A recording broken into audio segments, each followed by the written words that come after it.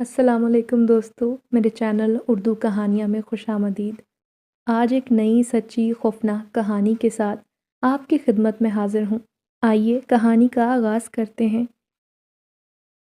نہ جانے کیوں بارش کی ہر بوند گرنے کے ساتھ ساتھ میری تکلیف میں بھی اضافہ ہوتا جا رہا تھا۔ تنہائی کا احساس اور وہ تمام یادیں جو میرے دل پر بوجھ بن کر بیٹھی تھی، میرے وجود کو نڈھال کر رہی تھی۔ بارش کا ہر قطرہ میرے دل کے زخموں پر نمک چھڑکنے کا کام کر رہا تھا۔ رات کا پہر تھا اور میں ویران گلیوں پر چلتی جا رہی تھی۔ ہر بڑھتے قدم کے ساتھ دھڑکن مزید بڑھ جاتی، کیونکہ پتہ نہیں تھا کہاں جاؤں گی یا میرا اگلا قدم کیا ہوگا۔ شوہر کے گھر سے نکالے جانے کے بعد جب اس نے مجھے طلاق کے 3 بول کہہ دیے تو میرا وہاں رکنا ناممکن تھا۔ ان 3 الفاظ نے میری زندگی کی ساری امیدوں خوابوں کو چکنا چور کر دیا تھا۔ میرے پاس کوئی ٹھکانہ نہیں تھا۔ سعدیہ، تو برباد ہو گئی۔ جب گھر والوں کو تو نے اس محبت کے نام پر چھوڑا تھا، آج اس نے تجھے دنیا بھر میں رسوا کر کے چھوڑ دیا۔ تو اکیلی رہ گئی۔ میں اپنی ذات کو ملامت کر رہی تھی۔ رات کی سرد ہوا نے میرے آنسوؤں کو خشک کرنے کی کوشش کی، مگر دل کے اندر کی تپش اتنی تھی کہ وہ آنسوؤں کو مسلسل بہانے لگی۔ ہر گزرتا لمحہ نئے درد کا احساس دلانے لگا۔ شادی کے بعد میں نے کبھی نہ سوچا تھا کہ زندگی میں ایسا وقت آئے گا جب میں بے گھر اور بے سہارا ہوں گی۔ میرے ذہن میں اس کے آخری الفاظ گونج رہے تھے جنہوں نے میرے دل پر گہرا زخم چھوڑ دیا تھا۔ سعدیہ، میں تمہیں طلاق دیتا ہوں، اس نے کہا تھا، اور یہ الفاظ میرے دل میں کسی تلوار کی طرح چبھے۔ اس کے بعد کی خاموشی، اس کے چہرے کی بے رحمی اور میرے آنسوؤں کی بے بسی، سب کچھ یادداشت میں تازہ تھا۔ میں نے اس کی منتیں کی، التجا کی کہ مجھے نہ چھوڑ، مگر اس کے دل میں میرے لیے کوئی جگہ نہ تھی۔ میں نے اپنی شادی شدہ زندگی کی ابتدا کتنی امیدوں سے کی تھی، اس کی خوشیوں میں شریک ہونا چاہا تھا، مگر وہ سب کچھ ایک خواب بن کر رہ گیا تھا۔ میں نے اس کے لیے اپنا سب کچھ قربان کیا، مگر اس نے مجھے ایک جھٹکے میں بے مول کر دیا تھا۔ سڑک کے دونوں جانب لگی روشنیوں نے میری آنکھوں کو چکا چوند کر دیا۔ میرے دل میں ابھی بھی اندھیرا ہی تھا۔ مجھے یاد ہے کہ جب ہم پہلی بار ملے تھے تو اس نے وعدہ کیا تھا کہ وہ مجھے ہمیشہ خوش رکھے گا، میرا ساتھ دے گا۔ میں نے تو اس کے ہر وعدے پر یقین کیا تھا، مگر وعدے جھوٹے نکلے۔ اس نے میرے اعتماد کو توڑا، میرے دل کو ٹکڑے ٹکڑے کر دیا۔ میرے قدموں کے نیچے کی زمین مجھے بوجھل محسوس ہو رہی تھی۔ نہ جانے کتنی دیر سے میں چل رہی تھی، کوئی ٹھکانہ دکھائی نہ دے رہا تھا۔ ہر گزرتی گاڑی کی آواز، ہر گلی کی خاموشی، سب کچھ میرے غم میں اضافہ کر رہے تھے۔ میں اتنی نڈھال تھی کہ کسی سے مدد مانگنے کی ہمت نہ تھی۔ میں نے والدین کو یاد کیا جو بچپن میں ہی وفات پا چکے تھے۔ اگر زندہ ہوتے تو شاید میری حالت کچھ اور ہوتی۔ مجھے ان کی محبت اور حفاظت کی یاد آ رہی تھی جو مجھے کبھی محسوس نہ ہوئی تھی۔ میں نے خود کو بے یار و مددگار محسوس کیا، جیسے دنیا میں میرا کوئی نہیں۔ تب مجھے یاد آیا میری ایک سہیلی ہے جو میری حالت سمجھ سکتی ہے، مگر اس تک پہنچنے کا راستہ بڑا دور لگ رہا تھا۔ جیب میں کچھ پیسے تھے جو شاید کچھ دن کی مدد کر سکتے تھے۔ میں نے سوچا میں کچھ دن کہیں پناہ لے لوں، پھر دیکھوں گی کہ آگے کیا کرنا ہے۔ خود کو سنبھالنے کی کوشش کی، مگر آنسوؤں نے مجھے یہ نہ کرنے دیا۔ میں نے سوچا شاید گزرتے وقت کے ساتھ سب بہتر ہو جائے گا، پھر اپنے قدموں کی رفتار کو بڑھا لیا۔ میری منزل ابھی دور تھی۔ دل میں ایک امید تھی کہ شاید وہاں پہنچ کر مجھے سکون ملے، اور میں بغیر آنکھوں کے آنسو پہنچے چلتی رہی۔ رات کا سناٹا تھا اور بارش کی بوندیں جو میری ہمسفر تھی، کچھ عرصہ پہلے بھی ناراض ہو کر جب میں صبا کے دروازے پر پہنچی تھی، اس نے میری حالت دیکھ کر فوراً اندر بلایا۔ اس کی ہمدردی اور محبت نے مجھے کچھ دیر کا سکون دیا تھا، مگر اس کی بھابھی کے رویے نے میری زندگی اور مشکل بنا دی۔ اس کی بھابھی جو بہت تیز ترار بدگمان عورت تھی، جس نے مجھے وہاں ایک لمحہ چین سے نہ بیٹھنے دیا۔ اس نے مجھے ہر لمحہ احساس دلایا کہ میں بوجھ ہوں اور مجھے جلد سے جلد چلے جانا چاہیے۔ اس کی بھابھی نے مجھے اوپر سے نیچے تک یوں دیکھا جیسے میں کوئی غیر ضروری چیز ہوں۔ اس نے مجھے بیٹھنے کو تو کہا صحیح، مگر اس کے لہجے میں ایسا کھچاؤ تھا کہ میں فوراً سمجھ گئی وہاں رکنا آسان نہیں ہوگا۔ صبا نے بھی مجھ سے بات کرنے کی کوشش کی، میری حالت کو سمجھنا چاہا، مگر اس کی بھابھی کی مسلسل بدسلوکی نے ہر بات کو ناممکن بنا دیا تھا۔ میں نے کوشش کی کہ صبا کی بھابھی کی باتوں کو نظر انداز کر دوں، مگر اس کی ہر بات دل کو چھلنی کر رہی تھی۔ اس نے مجھ پر الزام لگایا کہ میں اپنے شوہر کو خوش نہیں رکھ سکتی اور اسی وجہ سے میرا گھر ٹوٹا ہے۔ اس نے نہ صرف میرے حال کے بارے میں برا بھلا کہا، بلکہ میرے ماضی کو بھی کریدا۔ اس نے کہا کہ تمہارے والدین تمہیں کبھی صحیح طریقے سے نہیں پال سکے اور اسی لیے تم ایسی ہو۔ تمہاری تربیت اچھی کرتے تو شاید تم اپنا گھر توڑ کر یوں پرائے دروازے پر آ کر نہ بیٹھتی۔ صبا نے بھابھی کو روکنا چاہا مگر اس کی بھابھی تو زبان منہ میں رکھنے پر نہ آ رہی تھی۔ اس نے صبا کو بھی ڈانٹا کہ وہ تمہیں گھر میں کیوں لے کر آئی اور میں ان کے گھر کا سکون برباد کر دوں گی۔ اس نے کہا وہ اپنے بچوں کے ساتھ اس طرح کی عورت کو نہیں دیکھنا چاہتی جو اپنے گھر کو بھی نہیں سنبھال سکتی۔ اس کا کہنا تھا کہ میں ایک بیٹی کی ماں ہوں اور میری بیٹی پر برا اثر پڑے گا۔ کل کو وہ بھی اپنے شوہر کا گھر یوں ہی چھوڑ کر آ کر بیٹھ جائے گی جیسا کہ اس کے سامنے ہو رہا ہے۔ وہ 2 دن جو میں نے صبا کے گھر گزارے میری زندگی کے بدترین دنوں میں سے تھے۔ ہر لمحہ میں نے محسوس کیا کہ میں کسی پر بوجھ ہوں، کہ میری موجودگی کسی کے لیے بھی قابل برداشت نہیں۔ صبا نے میری مدد کرنے کی بڑی کوشش کی مگر اس کی بھابھی نے اس کام کو ناممکن بنا دیا تھا۔ اس نے کہا کہ اس کا گھر کوئی مہمان خانہ نہیں اور وہ اپنے گھر کا سکون برقرار رکھنا چاہتی ہے۔ اس نے یہ بھی کہا کہ وہ اپنے شوہر کو اس بات کی شکایت کرے گی۔ اس کی بھابھی کے سامنے میں نے اپنے آنسو روکنے کی کوشش کی۔ میں نہیں چاہتی تھی وہ مجھے کمزور سمجھے۔ میں نے خود کو بہت بے بس محسوس کیا۔ میں نے صبا کی محبت ہمدردی کا شکریہ ادا کیا مگر فیصلہ کیا کہ میں اس کے گھر میں نہیں رک سکتی۔ اس دن کے بعد میں نے خود کو اور تنہا محسوس کیا۔ صبا کی بھابھی کے رویے نے میرے دل پر گہرا زخم لگایا تھا جو کبھی بھر نہیں سکتا تھا۔ میں نے سوچا شاید قسمت میں یہی لکھا ہے کہ میں ہر جگہ بوجھ بن کر رہوں، مجھے کبھی سکون نہیں ملے گا۔ اب جب میں پھر سے صبا کے بارے میں سوچ رہی تھی تو وہ ساری باتیں میرے ذہن میں تازہ ہو گئیں۔ میں نے سوچا کیا میں پھر سے وہاں جا سکتی ہوں؟ کیا صبا کی بھابھی مجھے دوبارہ برداشت کریں گی؟ مگر میرے دل میں خوف تھا۔ صبا تو میری واحد سہیلی تھی جس نے ہر کڑے وقت میں میرا ساتھ دیا تھا مگر اس کی بھابھی کی موجودگی نے میرے دل میں خوف بھر دیا۔ میرے شوہر کا نام حسنین تھا۔ مجھے آج بھی وہ دن یاد ہے جب پہلی بار میں اس سے ملی تھی۔ ویسے تو وہ معمولی سا دن تھا مگر اس کی موجودگی نے میری زندگی کو رنگین بنا دیا تھا۔ ہماری ملاقات ایک دوست کی شادی میں ہوئی۔ حسنین کی مسکراہٹ، اس کی باتوں کا انداز اور اس کی آنکھوں کی چمک نے مجھے فوراً اپنی طرف متوجہ کر لیا تھا۔ ہم نے ایک دوسرے سے باتیں کی، یوں لگتا تھا جیسے ہم سالوں سے ایک دوسرے کو جانتے ہیں۔ اس سے پہلی ملاقات کے بعد میں اکثر اس کے بارے میں سوچنے لگی۔ اس کی شخصیت میں کوئی سحر تھا۔ ہم نے ایک دوسرے کے فون نمبر کا تبادلہ کیا اور یوں بات چیت کا سلسلہ شروع ہو گیا۔ ہر بار ہر ملاقات میں محبت بڑھتی جانے لگی۔ حسنین بھی مجھ سے اظہار محبت کرنے لگا۔ اس کی محبت میں خلوص تھا، سچائی تھی جو میرے دل کو یقین دلاتی تھی کہ وہی میری زندگی کا ساتھی ہے۔ ہم نے ایک ساتھ بے شمار خوبصورت لمحات گزارے اور میری دنیا میں خوشیوں کے رنگ بھرنے لگے۔ مگر میری خوشیوں کے درمیان ایک بڑی رکاوٹ تھی۔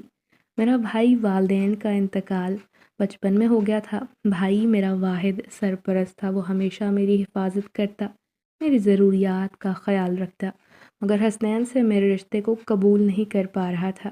جب حسنین نے رشتہ مانگا، میرے بھائی نے کہا کہ وہ اپنے والدین کو لے کر آئے، کیونکہ ان کا ماننا تھا کہ شادی 2 خاندانوں کا میل ہوتا ہے، والدین کی رضامندی ضروری ہے۔ حسنین نے یہ ظاہر کیا کہ اس کے والدین اس شادی کے لیے راضی نہیں۔ اس کی ماں چاہتی تھی کہ حسنین ان کی بہن کی بیٹی سے شادی کرے، یعنی اپنی خالہ سے۔ یہ سن کر میرے بھائی کا غصہ اور بڑھ گیا کہ جب اس کے والدین ہی اس شادی میں راضی نہیں تو شادی نہیں ہونی چاہیے۔ بڑوں کی ناراضگیاں مول لے کر نئے رشتے کی شروعات کرنا اصولاً غلط ہے۔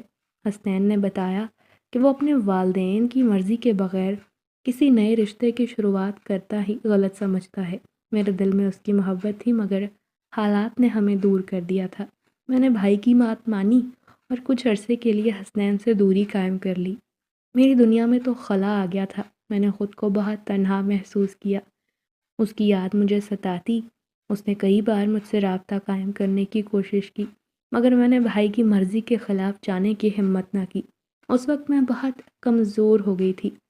میں نے کوشش کر کے دل کو بھی منانا چاہا، محبت کو دل میں دفن کر دیا تھا، زندگی کے نئے راستے تلاش کرنے کی کوشش کی اور کچھ عرصے بعد پتہ چلا حسنین نے اپنی ماں کی مرضی کے مطابق اپنی خالہ زاد سے منگنی کر لی ہے۔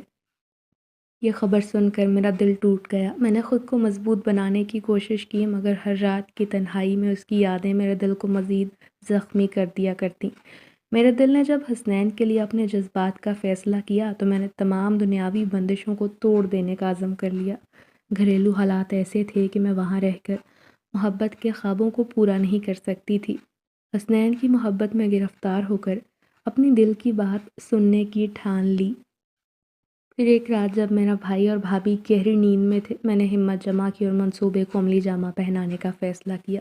دل کی دھڑکن بے ترتیب ہو رہی تھی، مگر خود کو میں نے مضبوط رکھا۔ کمرے کا دروازہ دھیرے سے کھولا، باہر نکلی۔ گلی کے ہر کونے میں عجیب سناٹا پھیلا ہوا تھا، جیسے سب کچھ میرے فیصلے کے گواہ ہوں۔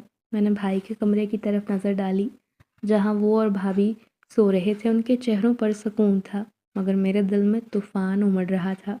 میں جانتی تھی میں ان کی عزت خراب کرنے جا رہی ہوں، مگر تب تو بس دل کی پکار عقل پر حاوی ہو چکی تھی۔ میں نے سوچا کہ شاید کبھی وہ میری حالت کو سمجھ جائیں گے، شاید کبھی وہ میرے فیصلے کو قبول کر سکیں گے۔ میں نے قدم آہستہ سے اٹھائے تاکہ کوئی آواز پیدا نہ ہو۔ سامان میں کچھ ضروری چیزیں رکھیں، جو بھی اس وقت سمجھ آیا۔ ایک چھوٹا سا بیگ بنا لیا جس میں کپڑے اور ضروری دستاویزات تھیں۔ میں نے دل کو مضبوط کرتے ہوئے دروازے کی طرف قدم بڑھایا۔ حسنین نے وعدہ کیا تھا وہ مجھ سے فوراً نکاح کرے گا۔ جب میں نے بتایا کہ مجھے کہاں رکھو گے تو اس نے کہا اپنے دوست کے فلیٹ میں لے جائے گا، جہاں ہم کچھ دن چھپ کر رہیں گے۔ میں نے موبائل پر اسے پیغام بھیجا کہ میں تیار ہوں۔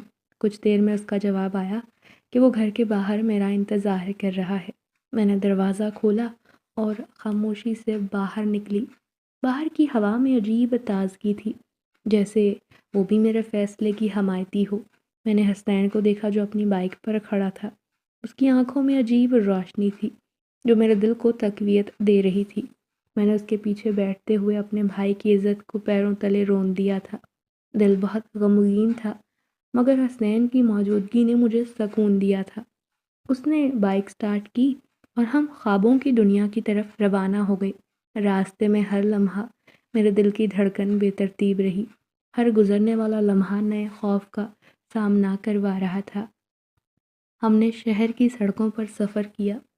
پھر میں نے سوچا یہ فیصلہ میرا اپنا ہے تو مجھے اس کے نتائج کو بھی بھگتنا ہوگا۔ پھر ہم ایک سنسان سڑک پر پہنچے جہاں حسنین کے دوست کا فلیٹ تھا۔ وہ پرانا مگر محفوظ مکان تھا جہاں ہمیں کچھ دنوں کے لیے پناہ مل سکتی تھی۔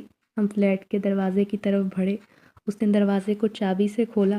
اس کے دوست نے چابیوں کا گچھا اسے دے رکھا تھا۔ ہم دونوں فلیٹ میں داخل ہو گئے۔ حسنین نے مجھے کمرے میں بٹھایا اور کہا وہ میرے لیے کچھ کھانے کا انتظام کرے گا۔ میں نے اس کے چہرے کو دیکھا جس پر محبت اور ہمدردی کی جھلک تھی۔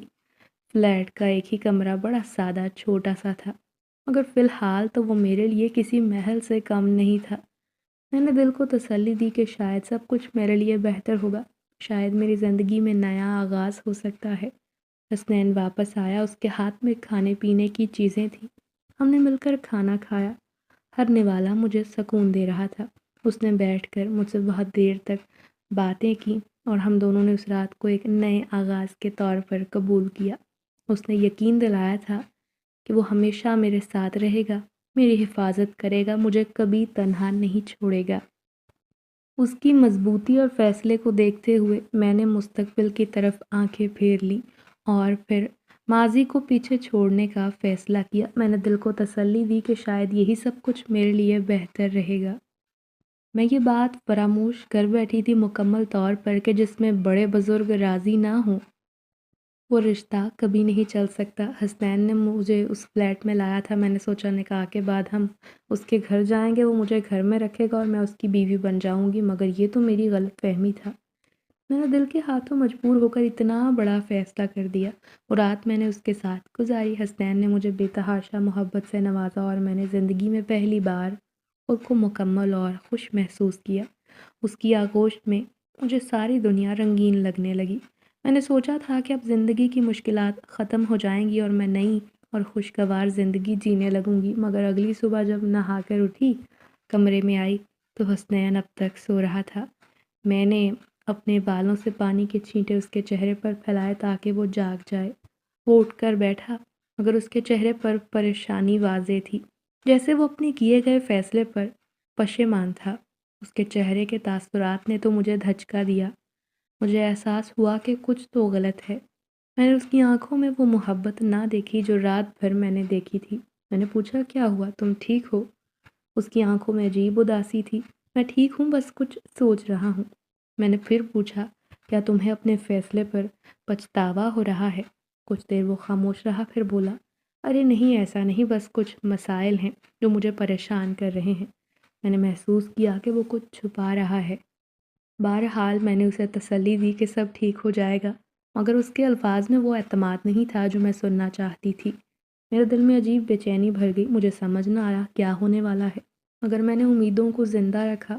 پھر وہ ناشتے کا سامان لے آیا اور ناشتہ کیا۔ میں نے کہا، ہمیں جلد از جلد نکاح کرنا ہوگا، ہم یوں بغیر نکاح کے نہیں رہ سکتے۔ اس نے مجھے پہلے غور سے دیکھا، پھر تیار ہوا اور مجھے چادر لینے کا کہا۔ تھوڑی دیر بعد ہم قریبی مسجد میں گئے اور جہاں مولوی صاحب پہلے سے موجود تھے، اس نے اپنے چند دوستوں کو گواہ بنا کر نکاح کیا۔ حسنین نے مجھ سے کہا کہ اسے کچھ دنوں کے لیے شہر سے باہر جانا ہے۔ میں نے اسے جانے دیا، مگر میں خوف زدہ تھی۔ اس کے جانے کے بعد مکمل طور پر تنہا تھی۔ خیر، میں نے ہمت جمع کی، خود کو سنبھالنے کی کوشش کی، مگر ہر لمحہ جب میں نے اس کی غیر موجودگی کو محسوس کیا تو مجھے احساس ہوا کہ میں نے جلد بازی میں غلط فیصلہ کر دیا ہے، اور نتائج نہ جانے کیا ہوں گے، کیونکہ اب مجھے انہونی کا احساس ہونے لگا تھا۔ مجھے لگا کہ کہیں حسنین مجھے چھوڑ نہ دے۔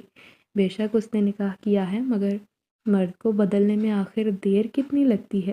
وہ صبح کا گیا ہوا تھا، اب تک نہیں آیا تھا۔ میں فلیٹ پر اکیلی تھی۔ اس نے راشن بہت تھوڑا ڈلوایا تھا، مگر مجھے تو فی الحال کسی کے ساتھ کی ضرورت تھی۔ میں نے صرف اور صرف اس سے شادی کی خاطر اپنے خونی رشتوں کو چھوڑا، اور مجھے نکاح کے اگلے دن چھوڑ کر کہیں چلا گیا۔ رات گئے اس کی واپسی ہوئی تھی، اور پھر میں نے اسے بریف کیس میں دیکھا اور منہ پھلا کر بیٹھ گئی۔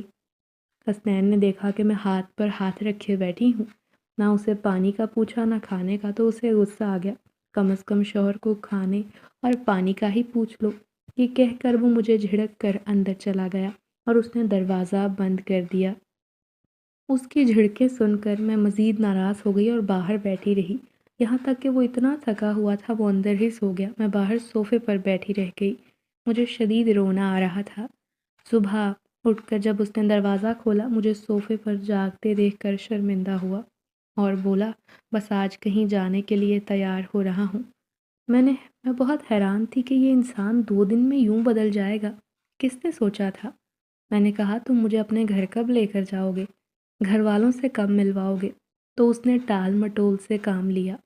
پھر میرا ماتھا ٹھنکا کہ کہیں یہ انسان مجھے دھوکہ تو نہیں دے رہا۔ میں نے سوچ لیا تھا کہ آج اس کے گھر آنے پر میں اس سے 2 ٹوک بات کروں گی۔ وہ صبح گھر سے نکلا، رات کو تقریباً 3 بجے واپسی ہوئی۔ مجھے جاگتا دیکھ کر حد درجہ حیران ہوا۔ میں نے کہا، مجھے گھر والوں سے کب ملواؤ گے؟ صبح سے لے کر رات تک غائب ہو جاتے ہیں، آخر آپ کرنا کیا چاہتے ہیں؟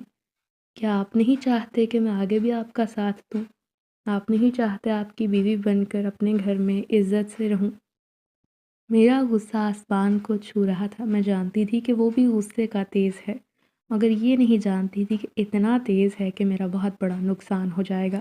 وہ صوفے پر بیٹھا تھا اور دونوں ہاتھوں سے سر کے بال ایسے پکڑ لیے، اس نے مجھے چلا کر کہا، کم از کم تم تو خاموش ہو جاؤ، میں پہلے ہی بہت پریشان ہوں، مجھے کاروبار میں بہت نقصان ہوا ہے، تم کسی بھی طرح میرے لیے لکی ثابت نہیں ہوئی، تمہارے آتے ہی سارا دھندا ٹھپ ہو گیا۔ میں رونے لگی اور بے تحاشا روئے چلے جا رہی تھی، آواز بھی بلند تھی۔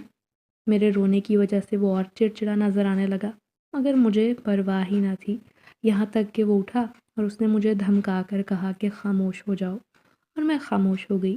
اب بولنے کی باری اس کی تھی۔ اس نے کہا کہ بس 2 دن میں میرا کام صفر پر چلا گیا ہے، میرے والدین مجھ پر الزام لگا رہے ہیں، میرا سارا سرمایہ ڈوب گیا ہے، اور تم یہاں ہو، تمہیں صرف عزت اور گھر بسانے کی پڑی ہے، میں ابھی چاہوں تو تمہیں 2 ٹکے کا کر دوں، تمہاری ساری خواہش دھری کی دھری رہ جائے۔ اس پر بے تحاشا غصہ سوار تھا۔ بلکہ میں تو یہ سوچ رہا ہوں کہ تم سے شادی کر کے غلطی کر دی، اور یہاں میری ہمت جواب دے گئی۔ میں نے کہا، اگر غلطی کر لی ہے تو سدھار لو، اور یہی وہ لمحہ تھا جب مجھ سے سنگین غلطی ہو گئی۔ کاش میں خاموش رہ جاتی۔ مجھے کچھ نہیں کہنا چاہیے تھا، مجھے سمجھنا چاہیے تھا، مگر میں کیا سمجھ رہی تھی؟ میں تو گھر سے بھاگی ہوئی لڑکی تھی جس کی کوئی عزت نہ تھی۔ اور تب اس نے کہا، محض 2 دن میں میرا سب کچھ تباہ ہو گیا، برباد ہو گیا، اور یہ سب صرف تمہاری نحوست سے ہوا ہے۔ اسی لیے میں تمہیں طلاق دیتا ہوں، طلاق دیتا ہوں۔ میں وہی کھڑے کھڑے زمین بوس ہو گئی۔ وہ دروازے کو لات مار کر باہر نکل گیا تھا اور میں ہمیشہ کے لیے بے گھر ہو گئی تھی، خالی ہاتھ رہ گئی تھی، تہی دامہ تھی، کہیں سکون نہیں مل رہا تھا۔ بالآخر میں نے شیلٹر ہوم میں پناہ لی، کیونکہ حسنین سے طلاق کے بعد تو میں اپنی سہیلی کے گھر رہنے گئی تھی اور اس سے چند دنوں کے لیے پناہ لی تھی، مگر اس کی بھابھی نے تو مجھے کچھ گھنٹے بھی برداشت نہ کیا تھا۔ یہ شیلٹر ہوم بہت بڑا تھا، یہاں سب کی الگ الگ مجبوری تھی اور داستانیں جدا تھی، ہر ایک کا غم ایک سے بڑھ کر تھا، یعنی سب کی زندگی کی کہانیاں الگ تھیں۔ اس شیلٹر ہوم کے پاس باہر صحن کی جانب بہت خالی جگہ تھی، جہاں اکثر میں نے سب کو نماز پڑھتے دیکھا تھا۔ وہاں ایک نیم کا بہت بڑا درخت بھی موجود تھا۔ مجھے یہاں آئے چند دن ہوئے تھے، میں ہر وقت اداس رہتی تھی، آنسو ہر وقت بس پلکوں سے نکلنے کو بےتاب نظر آتے تھے۔ میری عادت تھی کہ نیم کے پیڑ کے پاس انتہائی ٹھنڈک محسوس کرتی تو وہیں جائے نماز بچھا کر اللہ سے گڑ گڑا کر گناہوں کی معافی مانگتی۔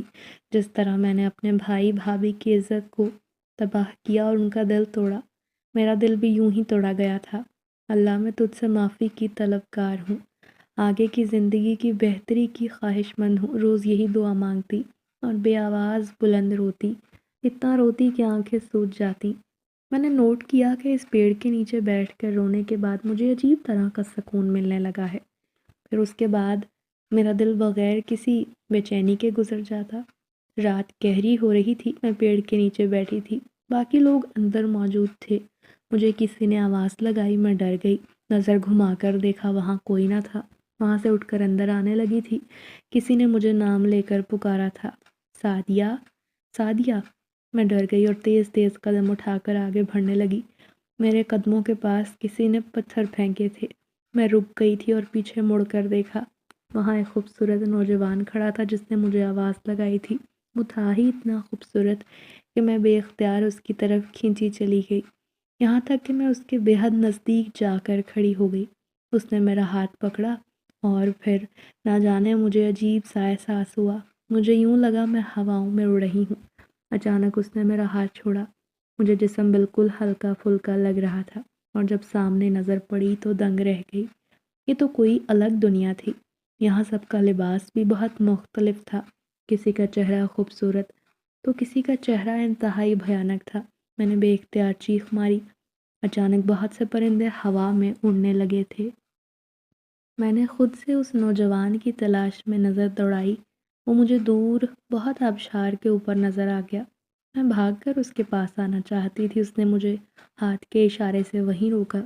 میں نے خود اپنی آنکھوں سے دیکھا تھا کہ وہ کھڑا تو دور آبشار پر تھا، مگر اس کا ہاتھ لمبا ہوتے ہوتے میرے قریب آ گیا اور یہ خوفناک منظر دیکھ کر میں بے ہوش ہو گئی تھی۔ جب آنکھ کھلی تو خود کو عجیب سے کمرے میں پایا۔ یہ کمرہ مکمل طور پر نیم کے پیڑ سے بنا ہوا تھا، وہاں بچھونا بچھا تھا جو بیری کے پتوں پر مشتمل تھا، جس پر میں لیٹی ہوئی تھی۔ میں نے دیکھا وہی نوجوان میرے جاگنے پر میرے قریب آیا اور اس کے قریب آتے ہی مجھے بے حد حرارت محسوس ہوئی۔ تم کون ہو؟ یہ کون سی جگہ ہے؟ دیکھو، مجھے جانے دو، میں بہت ٹوٹی ہوئی ہوں، مجھے کیوں پکڑا ہے؟ میں نے باقاعدہ اس کے پیر پکڑ لیے اور دوسرے لمحے میں کرنٹ کھا کر اچھلی تھی، کیونکہ مجھے اپنا پورا ہاتھ جھلستا محسوس ہوا۔ وہ اتنا ہنسا کہ اس کا منہ کھلتا چلا گیا۔ میں نے خوف کے مارے آنکھیں بھینچ لی۔ ڈرو مت، یہ ہماری دنیا ہے، یعنی جنات کی دنیا۔ اس کی اس بات پر بھی میں نے آنکھیں نہ کھولی۔ تمہارا ہر روز نیم کے پیڑ کے نیچے دعا کرنا، رونا، یہ ہمارے پورے محلے میں سنائی دیتا ہے۔ تمہاری درد بھری آواز میری غذا بن چکی ہے۔ میرا جی چاہتا تھا تمہیں اپنی دنیا میں لے آؤں اور تمہارے غم انسانی دنیا میں ہی رہ جائیں۔ اس نے مجھے محبت پاش نظروں سے دیکھتے ہوئے کہا۔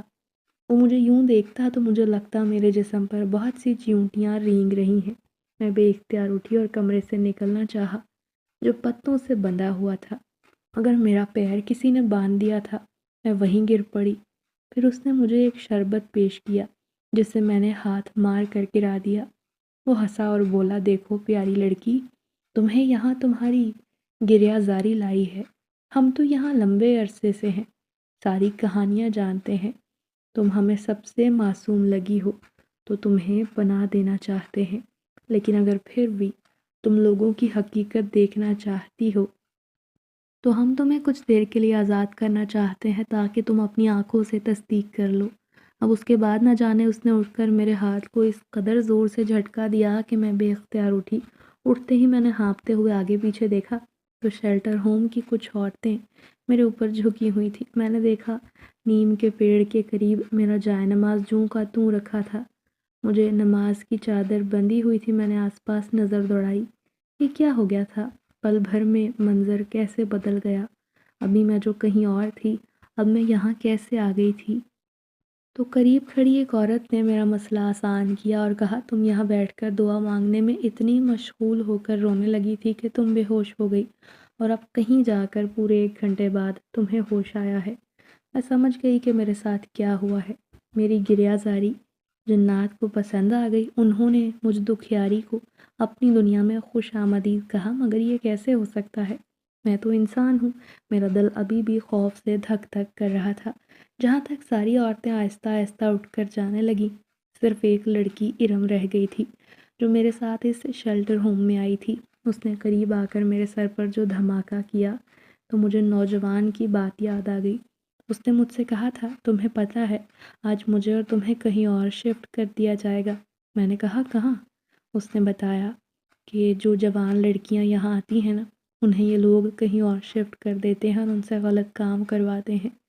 میں تو یہ سن کر کانپ اٹھی۔ ایک گھر چھوڑنے کی اتنی بڑی سزا مجھے کیسے مل سکتی ہے؟ یعنی جنات کے قبیلے سے تعلق رکھنے والا وہ نوجوان صحیح بول رہا تھا۔ وہ مجھے اسی لیے پناہ دینا چاہتا تھا کہ میں انہیں معصوم لگی تھی۔ انہیں اس سجدوں میں میرا رونا بھا گیا تھا۔ میں اندر نہ گئی، وہیں بیٹھ کر دوبارہ رونے لگی۔ سمجھ نہ آیا ارم کی بات کے جواب میں کیا رد عمل دکھاؤں۔ ایک بار پھر اللہ سے التجا کی کہ یا اللہ میرے لیے وہی کر جو میرے حق میں بہتر ہو، اور شاید میری عرش پر اسی وقت سن لی گئی۔ میری طبیعت خراب ہونے لگی، یہاں تک کہ میری آنکھیں بند ہو گئی، اور جب آنکھیں کھلیں تو خود کو اسی دنیا میں پایا۔ وہ دوبارہ وہیں موجود تھا۔ اس بار وہ مدھم سا مسکرایا اور آنکھیں کھولتے ہی پوچھا، تسلی کر آئی ہو؟ اب کیا تم ہماری پناہ میں آنا چاہتی ہو؟ میں سارا ماجرا سمجھ گئی۔ اس دنیا کے رہنے والوں کو پتہ چل گیا تھا کہ میرے آگے ساتھ چل کر کیا ظلم ہونے والا ہے۔ چنانچہ انہوں نے اپنے سردار سے مشورہ کر کے مجھے اپنی دنیا میں آنے کے لیے راستہ ہموار کیا۔ میں تو خود کو خوش قسمت مان رہی تھی کہ اس دنیا کے لوگ تو مجھے نہ سمجھ سکے، مجھے مٹی میں رول دیا، اور یہ جنات لوگ مجھے سر آنکھوں پر بٹھا رہے ہیں۔ اس نے دوبارہ میری طرف ہاتھ بڑھایا اور اس کے بعد اس نے مجھے آنکھیں بند کرنے کا کہا۔ میں نے محسوس کیا کہ میں ہواؤں میں اڑ رہی ہوں۔ جلد ہی یہ احساس ختم ہوا، تب اس نے مجھے آنکھ کھولنے کا کہا۔ میں ایک بہت بڑے محل میں موجود تھی۔ اس نے مجھے کہا تھا، یہ ہمارے سردار ہیں، اگر انہوں نے تمہیں قبول کر لیا تو اب سے تم یہیں اس قبیلے میں رہو گی، کیونکہ ہم نے تمہیں اپنی پناہ میں لینے کا فیصلہ کیا ہے۔ ہم نے اپنی عرضی محل کے سردار کے حوالے کر دی ہے۔ یہ کہہ کر وہ خاموش ہو گیا اور مجھے دربار میں پہنچا دیا گیا تھا۔ یہ واقعی الگ دنیا تھی۔ میں کسی چیز کا تصور ذہن میں لاتی، اسے چھونے کی کوشش کرتی تو وہ فوراً حاضر ہو جاتی۔ اچانک بہت شدید طوفان آنے لگا، یہاں تک کہ میں اپنا بچاؤ کرنے لگی۔ ایک درخت کے پاس کھڑی ہو کر اس کی ٹہنی مضبوطی سے پکڑ لی۔ میں نے نوجوان کی تلاش میں نظریں ادھر ادھر دوڑائیں، مگر کوئی بھی موجود نہیں تھا۔ میرا دل بے حد گھبرانے لگا۔ پلکیں جھپکتے ہی سارا منظر بدل گیا تھا، اور ایک بہت بڑی قد کے حامل عجیب و غریب مخلوق سے میری ملاقات ہوئی۔ اس نے آگے بڑھ کر میرا تعارف ان سے کروایا تھا۔ انہوں نے اپنی تیز روشن آنکھوں سے مجھے دیکھا، اتنی روشنی کہ میری آنکھیں ہی چندے آ گئیں۔ مجھے لگا میرا دل پھٹ جائے گا۔ اسے کہا، سالار، ہم نے تمہاری عرضی دیکھ لی ہے اور ہمیں اس میں کوئی اعتراض نہیں، ہاں لیکن اس آدم زادی کو یہ بات سمجھا دینا کہ قبیلے میں کبھی بھی آگ نہ جلائی جائے۔ اور اگر یہاں آگ جلائی جائے گی تو سب تہس نہس اور برباد ہو جائے گا۔ اس نے سر جھکا کر بات سنی اور پھر دوبارہ میرا ہاتھ تھام لیا اور آنکھیں بند کرنے کا کہا۔ مجھے پھر سے لگا میں ہواؤں میں اڑ رہی ہوں۔ دوبارہ آنکھ کھولنے پر میں وہی تھی جہاں میں نے خود کو پہلی بار دیکھا تھا۔ وہاں نیم کے درخت کے پتوں سے بھرا ہوا بستر کا بچھونا تھا۔ اس نے مجھے وہیں بیٹھنے کا کہا اور خود میرے لیے تانبے کے بنے گئے برتنوں میں کچھ کھانے کو لے آیا۔ کھانا اتنا لذیذ تھا کہ اس سے لذیذ کھانا میں نے زندگی میں نہیں کھایا ہوگا۔ جب اس نوجوان نے دیکھا کہ میرا پیٹ بھر گیا ہے تو اس نے آہستگی سے کہا، سعدیہ تم سمجھ چکی ہو نا کہ یہاں رہنے کے لیے تمہیں کیا کرنا ہے، غلطی سے بھی یہاں آگ مت جلانا ورنہ ہم سب کے لیے بہت بڑا نقصان ہو جائے گا۔ اب میں ذہنی طور پر یہ قبول کرنے سے قاصر تھی، ناسمجھی سے اس کی طرف دیکھنے لگی۔ یہ تو زندگی میں پہلی بار سنا تھا کہ کسی انسان کو کسی جنزادے نے محض اس کی گریہزاری پر پناہ دی تھی۔ میرے اندر خوف تو بہت تھا کہ جب جب وہ میرے ساتھ موجود ہوتا تب تک میرے اندر سے خوف نکل کر کہیں دور بھاگ جاتا تھا۔ خیر مجھے یہاں رہتے ہوئے کچھ دن ہو گئے تھے اور بہت مشکل لگ رہا تھا انسانی دنیا سے جناتی دنیا میں آ کر بسنا۔ وہ مجھے ہر لمحہ سمجھاتا، اس دنیا میں رہنے کے طور طریقے سکھاتا اور آہستہ آہستہ میں سیکھنے بھی لگی تھی، یہاں تک کہ میں اپنے غم بھول چکی تھی۔ ساتھ ہی ساتھ وہ مجھے کہتا کہ کبھی آگ نہ جلانا اور ہمیشہ میری بات یاد رکھنا۔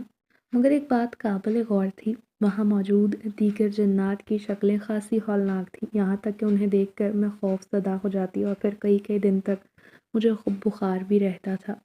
مگر اپنے محسن کے چہرے سے تو میں بہت حد تک مانوس ہو گئی تھی۔ میں ایک کمرے میں قید ہو چکی تھی جو نہ جانے کتنے فٹ بلند پہاڑ چوٹی سے اوپر ایک دوسری دنیا میں قائم تھا۔ مجھے وہاں آئے نہ جانے کتنا عرصہ ہو گیا۔ وہاں وقت کا کوئی تصور نہ تھا۔ ایک دن میں اکیلی کمرے میں موجود تھی، اس نے مجھے اپنی ماں سے ملوایا اور میں ڈر کر بھاگنے لگی۔ وہ اتنی خوفناک تھی کہ میں بے اختیار چیخ اٹھی۔ اس کے بعد انتہائی کھردرے، پیروں کے انگوٹھے تو ٹیڑھے تھے اور لمبے ناخنوں والی عجیب الخلقت۔ انہوں نے مجھے خبردار کیا، کچھ بھی ہو جائے آگ نہ جلانا ورنہ تم پچھتاؤ گی۔ میں نے بہت بار اپنے محسن سے اس منطق کے بارے میں پوچھا جس پر وہ ٹال دیا کرتا۔ ایک دن مجھے شدید سردی محسوس ہو رہی تھی، یہاں تک کہ مجھے لگا سردی میری ہڈیوں میں گھس جائے گی۔ میں کانپنے لگی، مجھے لگا بس یہ آخری لمحہ ہے اور میری جان سردی سے نکل جائے گی۔ نہ جانے اب اس دنیا میں اور کیا دیکھنا باقی رہ گیا تھا۔ میں نے آس پاس کمبل کی تلاش میں نظریں دوڑائیں مگر میں بھول گئی کہ میں انسانی دنیا میں نہیں۔ میں ہمت ہار رہی تھی، آنکھیں ٹھنڈ سے بند ہونے لگی۔ اسی اثنا میں مجھے پاس پڑے 2 پتھر نظر آئے۔ میں نے ان کی طرف لپک کر انہیں آپس میں رگڑنا شروع کر دیا اور یہی میری غلطی تھی، ایک سنگین غلطی۔ جو ہی پتھر کی رگڑ سے آگ کی چنگاری نکلی وہ کمرہ جہاں میں بیٹھی تھی تہس نہس ہو گیا، سب کچھ مٹی کے ڈھیر میں بدلنے لگا۔ مجھے یاد آ گیا کہ یہاں آگ جلانا منع تھا اور مجھ سے یہ غلطی ہو گئی تھی۔ چیخوں کی آواز آ رہی تھی، یہ آواز ایسی تھی جیسے کوئی بہت اذیت کا شکار ہو کر چلا رہا ہو، اور پھر سامنے کا منظر انتہائی ہیبتناک تھا۔ میرا محسن میری آنکھوں کے سامنے جل کر راکھ ہو گیا۔ میں نے چادر اتار کر اس کی طرف پھینکی کہ آگ بجھ جائے، مگر اس آگ کا کچھ بھی نہ بگڑا تھا۔ وہ ساری دنیا ایک دم سے غائب ہو گئی اور میں انسانی دنیا میں موجود تھی۔ اس جنزادے نے مجھے بتایا تھا، تمہاری آگ جلانے کی وجہ سے سب تباہ ہو گیا، مجھے قبیلے سے دربدر کر دیا گیا کیونکہ تمہاری پناہ کی درخواست میں نے ہی کی تھی۔ اب اگر تم سردی کو برداشت کر لیتی تو تمہیں ہمیشہ کے لیے اس دنیا کا حصہ سمجھا جاتا اور سب بھول جاتے کہ تم آدم زادی ہو۔ دراصل آگ نہ جلانا تمہارا امتحان تھا، مگر تم اس میں کامیاب نہ ہو سکی۔ اس سردی کی لہر سردار نے بھیجی تھی تاکہ تمہاری قوت برداشت دیکھ سکیں، مگر افسوس تم وہ امتحان پاس نہ کر سکی۔ اب سزا کے طور پر مجھے نہ صرف قبیلے سے نکال دیا گیا ہے بلکہ میری طاقتیں بھی چھین لی گئی ہیں۔ اب میں ہولناک شکل میں، جو کہ میری اصل شکل ہے، تمہارے ساتھ اس دنیا یعنی انسانی دنیا کا باسی بن کر رہوں گا۔ پہلے حسنین تھا جس نے مجھے چھوڑ دیا تھا، وہ تو خوبصورت تھا مگر اس کا دل بدصورت تھا، اور اب یہ جنزادہ جس نے اپنی غلطی کی، جس نے اپنی پرواہ نہ کی اور میری غلطی کی سزا اسے بھگتنی پڑی، اب وہ ہمیشہ کے لیے میرے ساتھ رہنے والا تھا۔ اس کی خوفناک شکل مجھے ہمیشہ گھر چھوڑنے کی غلطی کی یاد دہانی کرواتی رہے گی، اپنے والدین، اپنے بھائی سرپرست کی عزت کی پرواہ نہ کرنا، سخت حالات سے گزرنا جس میں سب سے اہم سزا جنزادے کی میرے ساتھ خوفناک شکل میں گھر بسانا تھا۔ میں تو سب کے لیے ایک عبرتناک سزا بن کر رہ چکی تھی۔